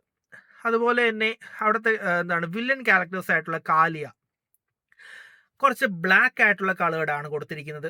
കുറച്ച് അത്രയ്ക്കും ബുദ്ധിശാലി അല്ല, അല്ലെങ്കിൽ അത്രയ്ക്ക് ധൈര്യശാലി അല്ല എന്നൊക്കെയുള്ളൊരു ക്യാരക്ടർ ട്രെയ്റ്റ്സ് ആണ് കൊടുത്തിരിക്കുന്നത്. ചോട്ടാ ഭീം എന്ന ക്യാരക്ടർ ആ ഒരു കാർട്ടൂണിൽ തന്നെ നിങ്ങൾ ശ്രദ്ധിച്ചറിയാം, ആ കാർട്ടൂണിലെ വില്ലൻ ക്യാരക്ടേഴ്സ് എപ്പോഴും ബ്ലാക്ക് ആയിരിക്കും അവരുടെ കളർ. ഓക്കെ, നമ്മുടെ ജനഗണമന എന്ന് പറയുന്ന സിനിമയിൽ നമ്മുടെ പൃഥ്വിരാജ് പറഞ്ഞ അതേ കാര്യം തന്നെയാണ് ഇവിടെയും പറയാനുള്ളത്. ഒരു 1 വയസ്സോ 2 വയസ്സോ അല്ലെങ്കിൽ 3 വയസ്സോ മാത്രമുള്ള കുട്ടിയുടെ മനസ്സിലേക്ക് ബുദ്ധിശാലിയും ധൈര്യശാലിയും എല്ലാം വെളുത്തതാണെന്നും കറുത്തിരിക്കുന്നവരെല്ലാം തെറ്റാണെന്നും അല്ലെങ്കിൽ ബുദ്ധിയില്ലാത്തവരും ധൈര്യമില്ലാത്തവരുമാണെന്നൊക്കെയുള്ള നിറത്തിന്റെ ഒരു രാഷ്ട്രീയം കുത്തിവെക്കുന്ന ഒരു കാർട്ടൂൺ തന്നെയാണ് ചോട്ടാ ഭീം എന്ന് പറയുന്ന ഒരു കാർട്ടൂൺ. ഓക്കെ, നമ്മൾ അതൊന്നും അറിയാതെ ഇന്നസെന്റ് ആയിട്ട് വളരെ നിഷ്കളങ്കമായിട്ട് നമ്മുടെ കുട്ടികൾക്ക് അവർ കുറച്ചു നേരം കാർട്ടൂൺ കണ്ടാൽ മിണ്ടാതിരുന്നോളും എന്ന് കരുതി ഈ കാർട്ടൂണൊക്കെയാണ് നമ്മൾ ഇട്ട് കൊടുത്തിരുന്നത്. ഓക്കെ, നമ്മളെ കുട്ടികളെ മാത്രം കുറ്റം പറഞ്ഞിട്ട് കാര്യമില്ല. ഇനി അതുപോലെ മറ്റൊരു കാർട്ടൂൺ റോൾ നമ്പർ 21 എന്ന് പറഞ്ഞിട്ടൊരു കാർട്ടൂൺ ഉണ്ടായിരുന്നു. അതായത് നമ്മുടെ കൃഷ്ണ എന്ന് പറയുന്ന മിത്തിക്കൽ ക്യാരക്ടറിന്റെ ഒരു വെറൈറ്റി ആയിട്ടുള്ളൊരു പ്രസന്റേഷൻ, ആ ഒരു സ്കൂൾ കുട്ടിയാണെന്നുള്ള രീതിയിൽ ഉള്ളൊരു പ്രസന്റേഷനും, അതുപോലെ തന്നെ വില്ലൻ ക്യാരക്ടർ ആ സ്കൂളിലെ അധ്യാപകനാണ്. ഓക്കെ, സ്കൂൾ കുട്ടിയുടെ രൂപത്തിൽ വരുന്ന കൃഷ്ണ എന്ന് പറയുന്ന ക്യാരക്ടറും, കൃഷ്ണൻ ആണെന്ന് തോന്നുന്നു, അങ്ങനത്തെ ഒരു ക്യാരക്ടറും വില്ലൻ ക്യാരക്ടറായിട്ട് ആ സ്കൂളിലെ തന്നെ അധ്യാപകനും, ഇവർ തമ്മിലുള്ള കോൺഫ്ലിക്റ്റ് ആണ് ആ ഒരു കാർട്ടൂണിന്റെ മെയിൻ പ്ലോട്ട് എന്ന് പറയുന്നത്. ഇത് കണ്ടുവരുന്ന കുട്ടികളുടെ മനസ്സിൽ എങ്ങനെയാണ് അധ്യാപകരോട് സ്നേഹവും കരുണയും ഒക്കെ ഉണ്ടാകുന്നത്, അല്ലെങ്കിൽ അവരുടെ മനസ്സിൽ സ്വാഭാവികമായിട്ടും ഇത് കണ്ടുവരുന്ന കുട്ടികളുടെ മനസ്സിൽ ടീച്ചേഴ്സിനെ ബഹുമാനിക്കേണ്ട കാര്യമില്ല എന്നോ അല്ലെങ്കിൽ ടീച്ചേഴ്സ് അത്ര ശരിയല്ല എന്നോ ഒക്കെയുള്ള തോട്ട്സ് ഉണ്ടാവും, സ്വാഭാവികമാണ്. ഓക്കെ, അപ്പൊ കുറ്റം ചെയ്തത് ആരാണ്? കുട്ടികളാണോ അതോ ഈ കാർട്ടൂൺസ് കാണാൻ അനുവദിച്ച നമ്മൾ അധ്യാപകർ അല്ലെങ്കിൽ നമ്മൾ പേരൻസ് ആണോ, അതോ ഇത്തരത്തിലുള്ള കണ്ടന്റ് ഉള്ള കാർട്ടൂൺസ് ആണ് നമ്മുടെ കുട്ടികൾ കാണുന്നത് എന്ന് അറിഞ്ഞിട്ട് മിണ്ടാതിരുന്ന സർക്കാരാണോ? അതാണ് എൻ്റെ ചോദ്യം. ഓക്കെ, സോ നമ്മുടെ കുട്ടികളെ മാത്രം കുറ്റം പറഞ്ഞിട്ട് കാര്യമില്ല. ഇനി അതിനുശേഷം നമ്മൾ കണ്ടൊരു എറയാണ് സ്മാർട്ട് ഫോൺ എറ എന്ന് പറയുന്നത്. നമ്മുടെ സ്മാർട്ട് ഫോണിലൂടെ നമ്മുടെ കുട്ടികൾ ലോകത്തെ കണ്ടത്. ഓക്കെ, നമ്മളൊക്കെ ലോകം കണ്ടത്, അല്ലെങ്കിൽ നമ്മൾ മീൻസ് ഒരു 90s കിഡ് എന്ന് പറയുന്ന അവർ ലോകം കണ്ടത് അവർക്ക് ചുറ്റുമുള്ള ആൾക്കാരെയും അല്ലെങ്കിൽ ബന്ധങ്ങളെയും ഒക്കെയാണ് കണ്ടതെങ്കിൽ, അതിനുശേഷം വന്ന ജനറേഷൻസ് ലോകത്തെ കണ്ടത് അവരുടെ മൊബൈൽ ഫോണുകളിലൂടെയും സ്ക്രീനുകളിലൂടെയുമാണ്.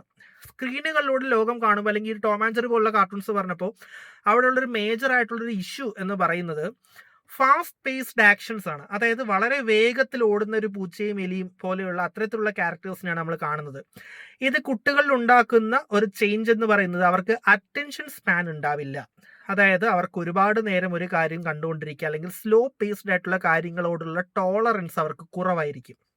ഓക്കെ, അപ്പൊ ഇങ്ങനെ കുറയുമ്പോൾ ഉള്ള കാര്യം എന്ന് പറയുന്നത് ആ കുട്ടികൾക്ക് പുസ്തകങ്ങൾ വായിക്കാൻ ഇഷ്ടമുണ്ടാകില്ല. അവർക്ക് വളരെ സ്ലോ ആയിട്ടുള്ള കാര്യങ്ങൾ ഇഷ്ടമായിരിക്കും, അവർക്ക് വളരെ ഫാസ്റ്റ് ആയിട്ട് മൂവ് ചെയ്യണം എന്നുള്ളതാണ് അവരുടെ ഒരു രീതി. അവർക്ക് സ്ലോ ആയിട്ടുള്ള ഒന്നും പറ്റില്ല, കാരണം അവർ കണ്ടു വളർന്നതും അനുകരിക്കാൻ ആഗ്രഹിച്ചതും അനുകരിക്കുന്നതും ഫാസ്റ്റ് പേസ്ഡ് ആക്ഷൻസ് ആണ്. ഓക്കെ, സോ ഇങ്ങനത്തെ ഒരുപാട് കാര്യങ്ങൾ നമ്മുടെ കുട്ടികളെ വളരെ ചെറുപ്പത്തിൽ 1, 2, 3, 4 വയസ്സുള്ള ആ ഒരു പീരീഡ് അവരുടെ ഒരു ക്യാരക്ടർ ഡെവലപ്മെന്റിന്റെ കാലഘട്ടത്തിൽ തന്നെ അവരെ ഓൾറെഡി ഇൻഫ്ലുവൻസ് ചെയ്തിട്ടുണ്ട്. അവരുടെ ആ ഒരു എന്ന് പറയുന്ന ആ ഒരു പ്രിമിറ്റീവ് ഇൻസ്റ്റിങ്റ്റിന്റെ കൂടെ അതിനെ കൺട്രോൾ ചെയ്യേണ്ട ഈഗോ എന്ന് പറയുന്ന ഫേസിനെ അഫക്റ്റ് ചെയ്തിട്ടുണ്ട്.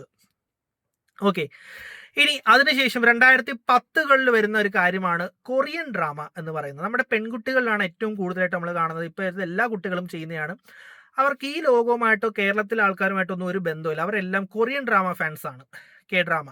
ഓക്കെ, അപ്പോൾ ഇങ്ങനെയുള്ളൊരു കാര്യത്തിൽ അല്ലെങ്കിൽ ഇത് മോശമാണോ എന്ന് ചോദിച്ചാൽ മോശമെന്നല്ല, പക്ഷേ അവരുടെ എക്സ്പെക്ടേഷൻസിൽ വളരെ വലിയൊരു ചേഞ്ച് വരുന്നുണ്ട്. അതുകൊണ്ട് തന്നെ അവർക്ക് നമ്മുടെ നാട്ടിലെ പിള്ളേരൊന്നും പോരാ.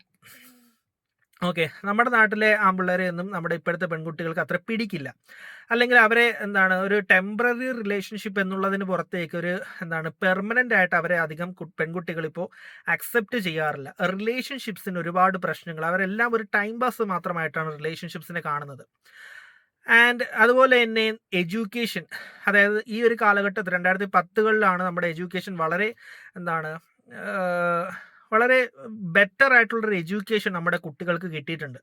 ബെറ്റർ എഡ്യൂക്കേഷൻ കിട്ടുമ്പോഴുള്ള കുഴപ്പം എന്താണെന്ന് വെച്ചാൽ, ആക്ച്വലി നല്ലതാണെങ്കിൽ കൂടിയും നമ്മൾ അതിനെ കറക്റ്റായിട്ട് കൺട്രോൾ ചെയ്തില്ല എങ്കിൽ ഈ ഒരു ഫോറിൻ ലാംഗ്വേജസിൻ്റെ അത് തുറന്നു കിട്ടുന്ന അല്ലെങ്കിൽ അത് മനസ്സിലാക്കാൻ സാധിക്കുന്ന കുട്ടികൾ അത്തരത്തിലുള്ള കണ്ടന്റുകൾ കൂടുതലായിട്ട് കാണുകയും അവരുടെ ബേസിക് കൾച്ചറിൽ നിന്ന് അവർ ഡിഫറെൻ്റ് ആയിട്ട് തിങ്ക് ചെയ്യുകയും ആ ഒരു എക്സ്പോഷർ അവരെ വല്ലാതെ ഇൻഫ്ലുവൻസ് ചെയ്യുകയും ചെയ്യും. ഓക്കെ, അപ്പോൾ അവരെന്ത് ചെയ്യും, കൺജറിങ് പോലെയുള്ള ഹൊറർ മൂവീസ് അല്ലെങ്കിൽ ക്രൈം ബേസ്ഡ് ആയിട്ടുള്ള മൂവീസും സീരീസും ഒക്കെ അവർ കാണാൻ തുടങ്ങും. അതുപോലെ തന്നെ ഈ ഒരു കാലഘട്ടത്തിൽ 2010 കാലഘട്ടങ്ങളിൽ സിന്തറ്റിക് ഡ്രഗ്സ് അധികമായിട്ട് നമ്മുടെ നാട്ടിൽ അവൈലബിൾ ആയി തുടങ്ങിയിട്ടുണ്ട്.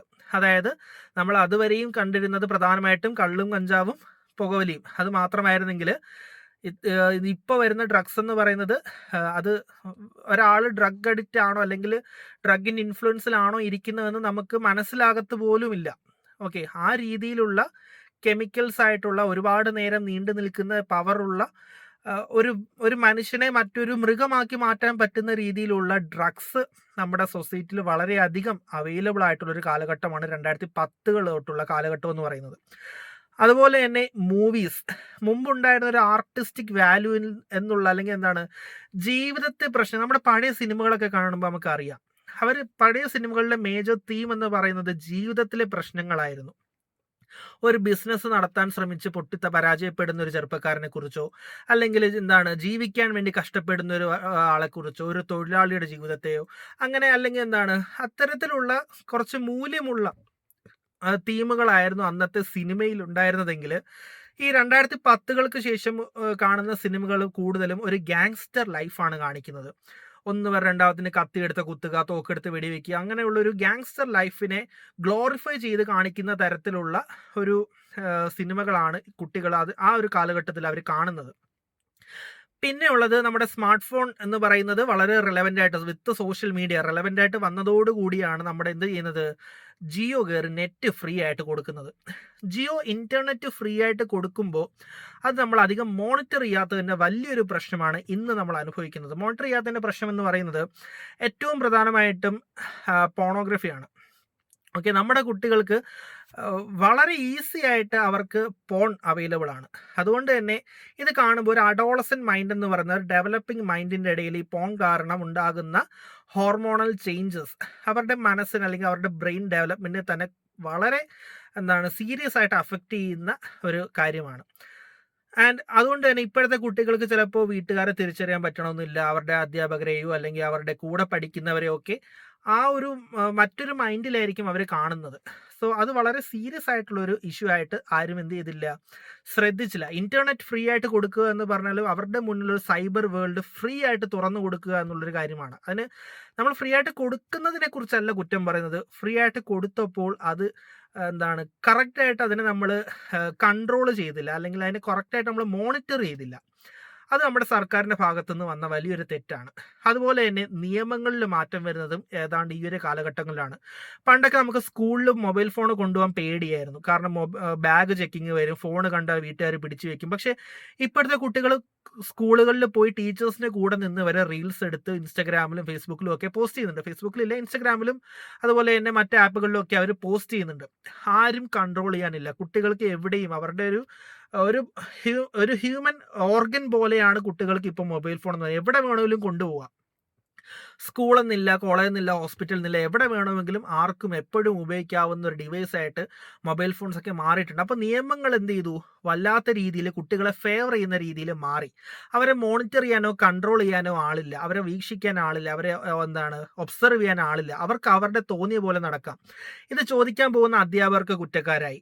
ഇപ്പോൾ നമ്മുടെ നാട്ടിൽ തന്നെ ഉള്ളതാണ് 2 അധ്യാപകർ തമ്മിലുള്ള പ്രശ്നത്തിൻ്റെ പേരിൽ ചിലപ്പോൾ ഒരു കുട്ടിയെ വന്നിട്ട് കള്ളപ്പരാതികൾ കൊടുക്കുക. ആ സാർ എന്നെ കയറി പിടിക്കാൻ നോക്കി എന്നൊരു പെൺകുട്ടി ഒരു പരാതി പറഞ്ഞാൽ സാറിന് പിന്നെ ലൈഫില്ല. ഓക്കെ, അത് നമ്മുടെ നാട്ടിൽ നടക്കുന്ന ഒരു യാഥാർത്ഥ്യമാണ്. ചിലപ്പോൾ കുട്ടികൾ തമ്മിലുള്ള ഒരാൾക്ക് പണി കൊടുക്കാം എന്ന് വിചാരിച്ചൊരു പെൺകുട്ടി സ്കൂളിലെ കൗൺസിലിങ്ങിൻ്റെ സമയത്ത് ചെന്നിട്ട് ആ സാർ എന്നെ അന്ന് പിടിക്കാൻ നോക്കി എന്ന് പറഞ്ഞാൽ തീർന്നു. ഒരു അധ്യാപകൻ്റെ ലൈഫ് അവിടെ തീർന്നു. അത് ശരിയാണോ തെറ്റാണോ എന്നൊന്നും നോക്കില്ല. നമ്മുടെ നാട്ടിൽ കോടതി വിധി പറയുന്നതിന് മുമ്പ് സമൂഹം വിധി പറയും. അതുപോലെ തന്നെ നമ്മുടെ മീഡിയാസാണ് ശിക്ഷ വിധിക്കുന്നത്. സോ അങ്ങനത്തെ ഒരു സമൂഹത്തിൽ നിയമങ്ങൾ വലിയൊരു മാറ്റം വന്നിട്ടുണ്ട്. ഇപ്പോൾ നമുക്ക് കുട്ടികളുടെ ബാഗ് നമുക്ക് പരിശോധിക്കാൻ പറ്റും. ഇപ്പോൾ പരിശോധിക്കാൻ പോയാൽ എന്ത് പറയും, അത് കുട്ടികളുടെ ഒരു പ്രൈവസിയാണ്, അതിൽ നമ്മൾ എന്തിനാണ് ബാഗ് പരിശോധിക്കാൻ പോകുന്നത്, അതിനുള്ള റൈറ്റ് ടീച്ചേഴ്സിന് ഇല്ല എന്ന് പറയും. പണ്ടാണെങ്കിൽ അങ്ങനെ പറയില്ലായിരുന്നു. അതുകൊണ്ട് തന്നെ ഇപ്പോഴത്തെ ടീച്ചേഴ്സ് ബാഗ് പരിശോധിക്കാൻ പോവില്ല, കുട്ടികളെ നന്നാക്കാനോ ഉപദേശിക്കാനോ ഒന്നും പോവില്ല. പിന്നെയുള്ള മേജറായിട്ട് അപ്പോൾ ഇത്തരത്തിലുള്ള കുറേ കാര്യങ്ങളാണ് 2010കളിൽ നടന്ന് വന്നിട്ടുള്ളത്. ഓക്കെ, ഇതെല്ലാം കുട്ടികളെ അഫക്റ്റ് ചെയ്യുന്ന കാര്യങ്ങളാണ് പറയുന്നത്. പിന്നീട് വന്ന വളരെ മേജറായിട്ടുള്ളൊരു കേസാണ് 2020കളുടെ, അതായത് ഈ ഒരു ലാസ്റ്റ് 5 ഇയേഴ്സ് നോക്കുകയാണെങ്കിൽ പ്രധാനമായിട്ടും കോവിഡ് വന്നപ്പോൾ നമ്മൾ എല്ലാവരും വീടുകളിലേക്കായി പോവുകയും നമുക്ക് സൈബർ വേൾഡ് എന്ന് പറയുന്നത് അതുവരെയും കണ്ടിട്ടില്ലാത്തവൻ പോലും നമ്മുടെ സ്കൂളുകളിൽ നിന്ന് പോലും സ്മാർട്ട് ഫോൺസും സ്മാർട്ട് ഡിവൈസസും അവർക്ക് കൊടുക്കുകയും അവർക്ക് ആ ഒരു ലോകത്തേക്ക് ഒരു ആക്സസ് തുറന്നു കിട്ടുകയും ചെയ്തിട്ടുണ്ട് without any form of monitoring. ആരും ചോദിക്കാനില്ലാത്ത രീതിയിൽ അവർക്ക് ഈ ഒരു വളരെ വിശാലമായ എന്തും സാധിക്കാവുന്ന ഒരു ലോകം അവരുടെ മുന്നിലേക്ക് തുറന്നു കൊടുക്കുകയാണ് കോവിഡിന്റെ സമയത്ത് നമ്മൾ ചെയ്തത്. അതൊരു വലിയൊരു തെറ്റായിരുന്നു. കാരണം അവർക്ക് കിട്ടുന്ന എക്സ്പോഷർ, അവർ കാണുന്ന സിനിമകൾ, അവർ കാണുന്ന കാർട്ടൂൺസ്, അവർ കാണുന്ന മീഡിയാസ്, അവർ കൺസ്യൂം ചെയ്യുന്ന കണ്ടന്റ് എന്താണെന്ന് ഒരു പേരന്റ് ഒരിക്കൽ പോലും അന്വേഷിക്കാത്ത ഒരു രീതിയിൽ കിട്ടുകയാണെങ്കിൽ കുട്ടികൾ ചീത്തയായില്ലെങ്കിലേ അത് ചെയ്യുള്ളൂ. ഓക്കെ, ആൻഡ് ഇതൊക്കെയാണ് നമ്മുടെ കുട്ടികൾ വളർന്നു വന്ന സാഹചര്യം എന്ന് പറയുന്നത്. സോ ഇങ്ങനെയുള്ളൊരു സാഹചര്യത്തിൽ വളർന്നു വന്ന കുട്ടി സ്വാഭാവികമായിട്ടും എന്ത് ചെയ്യും? അഗ്രസീവ് ആകും. അവർ ആയുധങ്ങളെടുക്കും, ആരെയാണെങ്കിലും അവർ ആക്രമിക്കും. അതിലൊന്നും നമുക്കൊന്നും ചെയ്യാൻ പറ്റിയിട്ടില്ല ഇതുവരെയും. പക്ഷെ നമുക്കിനി ചെയ്യാൻ പറ്റും. നമ്മൾ പ്രധാനമായിട്ടും നിലവിൽ കുറ്റം പറയുന്ന 3 കാര്യങ്ങളെയാണ്. 1 ഗവൺമെന്റിനെ, 2 സിനിമകളെ, 3 ഡ്രഗ്സിനെ. ആക്ച്വലി നമുക്ക് ആദ്യം സിനിമകളിൽ തന്നെ പറയാം. ആക്ച്വലി നമ്മൾ പറയുന്നത് ഇത്തരത്തിലുള്ള വയലൻസ് കാണിക്കുന്ന സിനിമകൾ ബാൻ ചെയ്യണം, അല്ലെങ്കിൽ അത് അങ്ങനെ അത്രയും വയലൻസ് കാണിക്കാൻ പാടില്ല എന്നൊക്കെ നമ്മൾ പറയുമ്പോഴും നമ്മൾ ആക്ച്വലി പറയുന്നത് സിനിമകളെയാണ് കുറ്റം പറയുന്നത്. ഓക്കെ, ആക്ച്വലി പക്ഷെ സിനിമകളെയാണോ കുറ്റം പറയേണ്ടത് എന്നുള്ളൊരു ചോദ്യം ആരും ചോദിച്ച് ഞാൻ കണ്ടില്ല.